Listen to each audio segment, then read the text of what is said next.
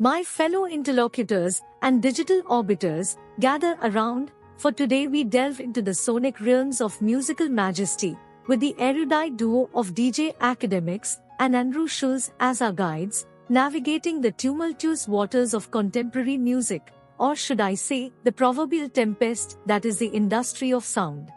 Anything with a little bit of substance, you know what I mean? I do think that hip hop is suffering from that now, where it's like it's about music that's for the here and now, and there's not much, substance to it. And I think that music is being so recyclable and replaceable and microwavable that, it's not gonna do that much other than be here for the next 2 months, then go away. And then you see people kind of gravitating towards the shit that's actually lasting. So perhaps, that's a part of it. But, I've definitely been watching that. Hip hop is a little bit, it seems like there's nothing surprising about hip hop. There's nothing shocking about hip hop. It also what is going to happen if you become the predominant art form. Exactly. It's going to start to lack acceptance because people just want to do it to be And also famous people get watered down. When you become the mainstream thing, it becomes watered down. It becomes a little bit more cookie cutter. You have the greatest producers in the world that are all producing the same songs. That's why all pop songs sound the same, because they're produced by the same 5 people or whatever. So the same thing is happening with hip hop. So the sound becomes synonymous. And that's not to say that these producers aren't fantastic, but when they're the only ones producing the music, it sounds a little similar, right? So then you hear something a little different. What's really popping right now? Afrobeats. Because it's different. The sound is different. It is unique. It is organic. It is I'm not saying a rejection or rebellion, but it is at least a little bit of a different wave from what you've been listening to. When and I now listen to that's Afrobeats, killing it. When I listen to Afrobeats these days, it's so distinct than when I listen to hip hop. I listen to Lil Baby. He's rapping about the clothes he bought, the people he gonna shoot. Same shit. And it feels like it's in one ear and out the other. Yeah. And when I'm listening to like Afrobeats, whether it's like, Asake Thames, I'm listening to Rima, I'm listening to Burna Boy, it feels like it's that I'm like, oh, they're talking about love. They're talking about, feeling good. They're talking about things that like. What's the rejection of negativity? Positive. But how do you explain Burna Boy's album sales? Why is a lot of that is we don't know what he thinks. First of all, that's a whole smoke and mirror, because you see, Burna Boy is an international artist. You by album sales you meant Billboard not enough. What I would report on my page. What I would report on my page. Speak on this shit. What I would report on my page is what you sold or what you streamed in the United States. Burna Boy is a international artist like Bad Bunny is. Like, for example, I'll use this breakdown. Drake last album. By the way, Taylor Swift owns the record for most streams of the year. Okay, before her 2 years ago, actually a year ago, Burna Boy broke the record by July. Wow. Not Burna Boy, Bad Bunny. Bad Bunny streams way more than Drake. We look at Drake like, oh, he's the GOAT. Drake streams on all platforms globally does not even hold a candle to what Latins listen to a lot of music. Right? Now, here's the thing. In the U.S., we still only report on what the U.S. sales does. We don't report globally. So, for example, Drake dropped an album, Bad Bunny dropped an album. Drake's album in the U.S. sold 400,000. Bad Bunny's album sold 200,000. Except if we look globally, Bad Bunny's album sold 3 times more than Drake. Basically, the U.S. market is just not... everything is now turned globally. So there used to be a time where, if you're an African artist, if you're an artist from Puerto Rico, if you're an artist from anywhere, you need to get to the United States to really be legit. These days, the United States is not even the primary market. So, for example, Burna Boy, Lil Durk sells 120,000 records first week. Burna Boy in the U.S. sold 25,000. Lil Durk can't do 15,000 or can't even do 10,000 in New York City. Burna Boy did Citi Field. So explain that, because we're talking about U.S. numbers, and if U.S. numbers and Drake did more, then I think there's another piece of information that's missing for this conversation with it, which is the labels buying streams, and it's so rampant that I think Spotify said, yo, we're going to start punishing labels for it.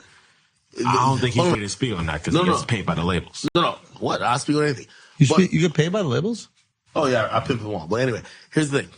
That's a yes. In case someone gets in. And I will speak. Listen, what are they going to do? Not cut me a check. I think I'm the number one. Like, you got to cut them on. Gotta cut me a check. And listen, I'll say this. So wait, when you post somebody, it's because they paid? No. Yes. Most likely not. Most likely not. Like, Stop it. There's. Can you just be real? No, I'll tell you the truth. Like, if you post somebody's music, it's because they paid. No. Because you're either posting like hip-hop news, and then when it's music, it's because they paid. Me and Playboy Cardi, who, by the way, we got some stuff coming up. Like, I've been posting his stuff. He doesn't pay. Me and French Montana, who's a friend of mine, who brought me to a Richard Millie party, where I was trying to finesse a Richard Millie, he doesn't pay. The majority of people... Huh? No, I wasn't gonna pay. I was around the guy who, like, the Richard Millie guy. So Respect I was trying to get it to for free. him as like a watch engineer, like his ability to build a watch, but like the watches are disgusting. You're the hater. Oh. That's some hater shit. They're truly disgusting. It's hater shit. They're very gaudy. It's just because you don't like it. I've seen but it's one or hater two shit. I don't hate, I'm but a Nike guy. I don't like Adidas. They're disgusting. This is what I was gonna. Hold on. They scream poverty. Wait. This is what I was gonna say. This is what I was gonna say to you about streaming. Yeah. And people don't understand this about It's the streaming. orange How you feel about bust downs? Lamborghini How you feel about Urus. bust downs? Well, I have a yellow I don't like Lamborghini bust Urus. downs. Don't You can't get rid of the Urus. Can I help you? Can I help you with things? Can I make this point about music, brother? Because I know you want to talk about cars. Go. What car you got? A Beetle. As we embark on this auditory odyssey, we must acknowledge the sagacity of these two gentlemen in dissecting the ever-evolving landscape of music, particularly the paradoxical rise of Afrobeats and the perceived descent of hip-hop into a quagmire of banality.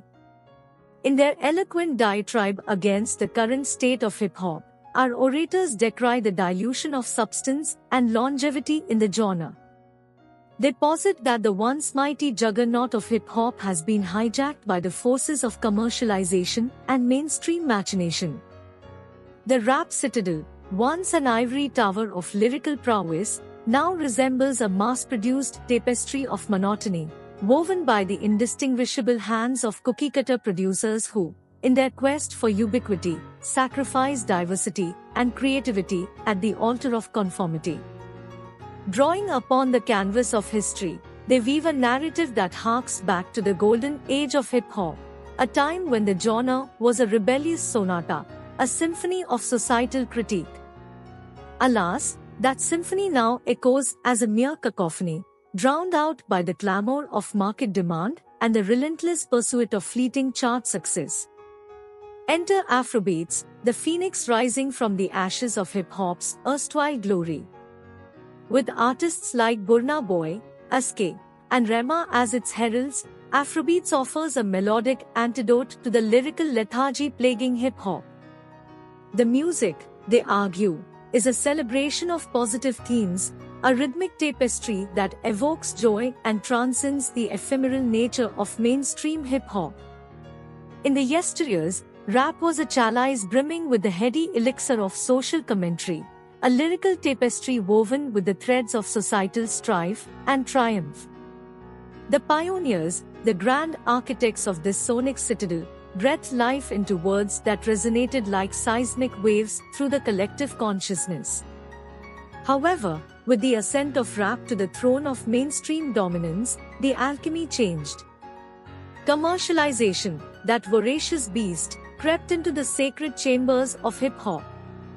What was once a rebellious anthem became a commodity, and the maestros of rhyme found themselves ensnared in the siren song of chart success. The beats became formulaic, the lyrics distilled into a syrupy concoction of superficiality and excess. In the pursuit of mass appeal, rap sacrificed its very essence on the altar of market demand. Enter the era of the beat maestros, the producers, the puppeteers of sonic landscapes. As the demand for hits eclipsed the thirst for innovation, a cadre of beat artisans emerged, crafting soundscapes that, while undeniably catchy, lacked the variegated hues of their predecessors. The same sonic palette, the same tempestuous rhythm, repeated ad nauseum. The beats, once the heartbeat of rebellion, now pulse with a monotonous regularity. the verses, too, fell victim to the cyclical malaise. In the heyday of hip-hop, lyrics were an incandescent tapestry, a labyrinthine exploration of societal ills, dreams deferred, and triumphs against the odds. Alas, the modern lyricist often finds themselves ensnared in the quicksand of clichés, regurgitating tired tropes of hedonism, materialism, and a myopic pursuit of opulence. But do not cast blame solely upon the artists, for they are but players in this grand Shakespearean drama. The consumer, with voracious appetite, devours the easily digestible morsels of musical confectionery. In the age of streaming, where attention spans resemble mayflies, the demand for instant gratification supersedes the desire for sonic depth. The industry, in its wisdom, or lack thereof, responds in kind, churning out easily replaceable tracks that flutter into the ephemeral zeitgeist like autumn leaves in the wind. Yet, let us not surrender to despair, for even in this age of repetition, there are whispers of revolution. The underground currents, the murmurs of discontent, suggest that the phoenix of innovation may yet rise from the ashes of conformity. As the lyrical architects and beat alchemists reflect upon the current state of affairs, may they find inspiration in the echoes of a bygone era, rekindling the flames of authenticity that once illuminated the darkened corridors of hip-hop. But in this pain to Afrobeats, our sagacious orators do not overlook the complexities of international success. They deftly navigate the treacherous waters of global popularity versus US market metrics.